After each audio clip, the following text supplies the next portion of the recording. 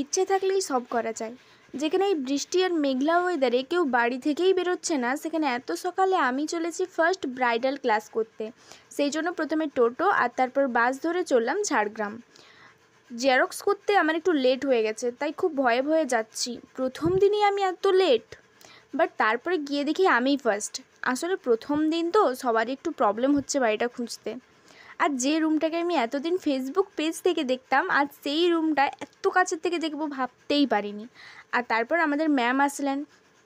আজকের ক্লাসে মেকআপের বেসিক নলেজ নিয়ে একটু কথা বললেন।